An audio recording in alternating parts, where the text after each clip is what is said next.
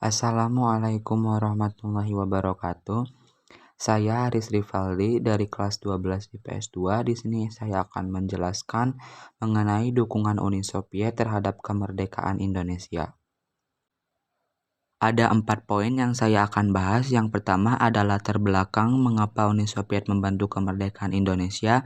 Dan poin yang kedua ada bentuk bukti dukungan Uni Soviet mendukung kemerdekaan Indonesia. Yang ketiga ada dampak terhadap Uni Soviet. Dan keempat ada dampak terhadap Indonesia.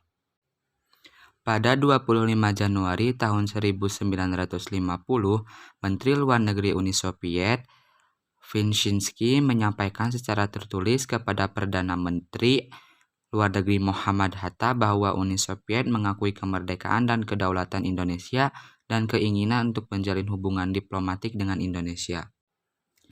Latar belakang Uni Soviet mendukung kemerdekaan Indonesia adalah Uni Soviet mengharapkan Indonesia bergabung bersama Uni Soviet. Perlu kita ketahui, pada tahun 1947, tepatnya setelah Perang Dunia Kedua, terjadinya Perang Dingin. Perang Dingin adalah persaingan Amerika Serikat dengan Uni Soviet dalam merebut pengaruh negara lain, guna memperkuat bloknya masing-masing. Mungkin maksud alasan Uni Soviet mendukung kemerdekaan Indonesia adalah untuk memperkuat bloknya. Dia ingin memperkuat bloknya supaya bisa memenangkan atau menguasai Perang Dingin. Masuk ke poin pembahasan yang kedua, yaitu bukti dukungan Uni Soviet terhadap kemerdekaan Indonesia.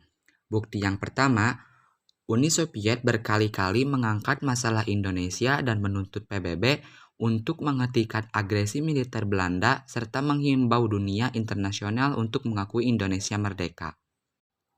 Bukti yang kedua, Uni Soviet rela temukan makam Imam Bukhari demi Bung Karno. Di masa ini, Bung Karno sebagai Presiden Republik Indonesia pernah diundang ke Uni Soviet sekitar era 1950-an. Konon Soekarno bersedia mengunjungi Uni Soviet dengan syarat makam Imam Bukhari, seorang perawi hadis terkenal yang dimakamkan di Samarkand, Uzbekistan, ditemukan. Bukti yang ketiga, dalam pembebasan Irian Barat, Uni Soviet membantu mengirimkan peralatan militer.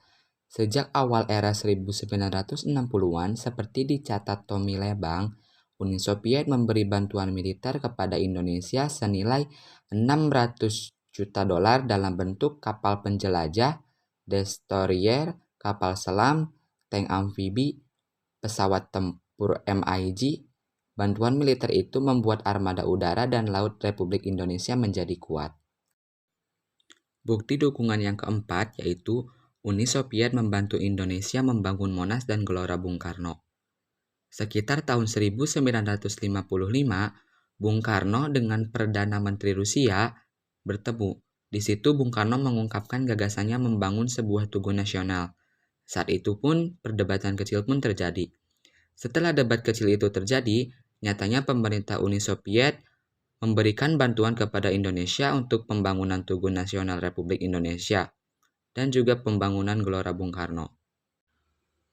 Poin pembahasan yang ketiga yaitu dampak Uni Soviet mendukung kemerdekaan Indonesia, yaitu terjalinnya hubungan baik antara Uni Soviet dengan Indonesia.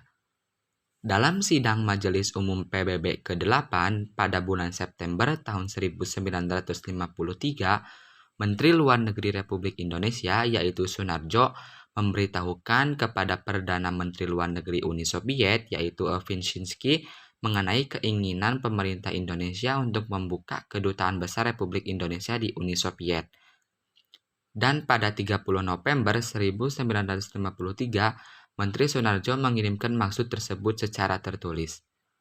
Menanggapi hal tersebut, pada tanggal 17 Desember, tepatnya tahun 1954, Perdana Menteri Uni Soviet menyampaikan kepada Sunarjo bahwa pemerintah Uni Soviet menyambut positif keinginan pemerintah Indonesia dan siap menerima Duta Besar Indonesia di Moskow. Selanjutnya yang keempat, dampak Uni Soviet mendukung kemerdekaan Indonesia bagi Indonesia. Yang pertama yaitu masuknya Indonesia ke PBB dan yang kedua berkembangnya paham komunisme kapitalisme, dan liberalisme di Indonesia. Yang ketiga yaitu terjun ke perdagangan bebas. Sekian yang dapat saya sampaikan, atas kekurangannya saya mengucapkan mohon maaf. Terima kasih. Wassalamualaikum warahmatullahi wabarakatuh.